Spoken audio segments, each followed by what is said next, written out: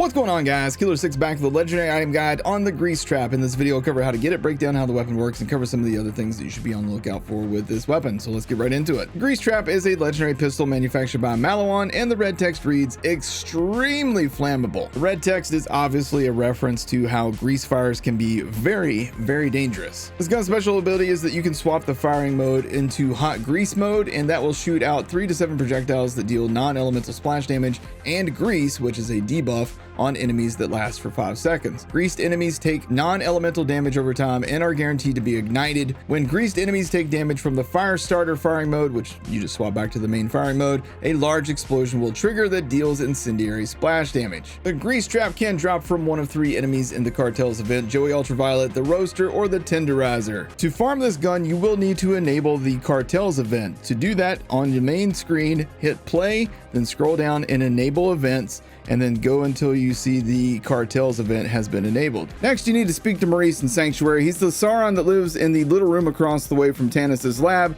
and right next door to Hammerlock. He's located right here on your map. Now, after speaking to Maurice, you're going to get a mission to hunt cartel members across the galaxy and collect the rings that you can use then to open up the gate to get into Villa Ultraviolet. There's a couple of quick and easy spots you can go to collect the rings needed to access Villa Ultraviolet and take on Joey, the cartel leader. One of the fastest ways to get the rings that you need in order to access the portal to go into the Cartels event is to go to the slaughter maps. Those are very fast and easy. I also like the Trial of Supremacy. That one is really good and easy for this, and also the Malawan takedown. Those are my favorite spots to go to get the rings quickly and easily. Fight your way through the map following the objective. Nothing crazy, nothing out of the ordinary here, but when you get to the final fight, this is where I have a way for you to farm what you're after super fast. When the fight with Joey and his minions begins, he will send out 2 mini bosses, one at a time at first. They can be Fish Slap or Tyrone, who can both drop the Fish Slap grenade, the Yellow Cake launcher, and the Watson shield. Josie Bites or Franco Firewall, who can both drop the o.p.q system, needle gun, and firewall shield.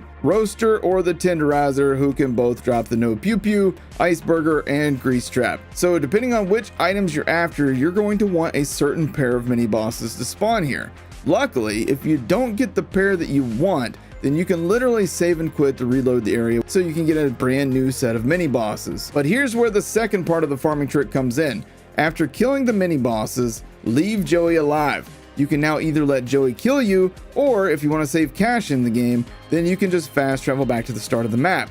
This will reset the fight, meaning that the mini bosses will respawn and they will now be the exact same 2 that you had before you died or traveled. Now, just drop back in and rinse and repeat, killing the mini bosses until you get the drops that you're after. It's important to note that you do not want to save and quit once you have the 2 mini bosses that you want, because once you save and quit, those bosses will reset and become different bosses each time. The stats on this one at Mayhem 10 level 72 are 27,697 damage, 81% accuracy, 66% handling, 2.3 second reload, 6.93 shots per second, and a mag size of 14. The splash damage radius on this gun is always going to be 100. That never changes no matter what parts this gun rolls with. You can get splash damage anointments on this gun, so keep that in mind to boost the damage more. You want to be on the lookout for those. Other parts that you want to look for to boost the stats on this gun include base damage and fire rate. This gun received a 20% weapon damage buff on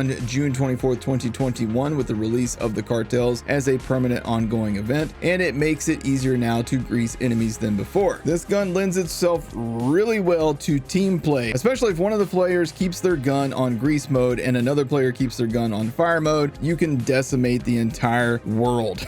It's really crazy what you can do as a team with this thing, and with the release of crossplay, now's a great time to team up with some people and do that. That said, you can also make great use of this with Zane and their clone. The clone will always hold this in fire starter mode, so if you keep yourself on grease mode and just go around greasing up enemies, then the clone is going to constantly set them on fire for you, making this a good 1-2 combo for a clone build. So obviously this gun lends itself brilliantly to Zane using a clone. It's also great on Mose, as Mose gets the most splash damage bonuses of all the characters. That said, you can use this on any character and do really good damage. Anointments that you should be on the lookout for with this gun include splash damage anointments Also, character specific anointments will do well, but splash damage is where it's really at. You're going to do some crazy stuff if you boost your splash damage on this thing. With the buff to this gun, it is ridiculous. It can be a lot of fun to use this thing. It's mostly for mobbing. You can be used on bosses to some degree. So I hope this guide to the grease trap was helpful to you. If it was, then please take a second to hit that like button, hit subscribe, and tap the bell icon for more. Appreciate you guys watching. I will see you in the next video. Take care.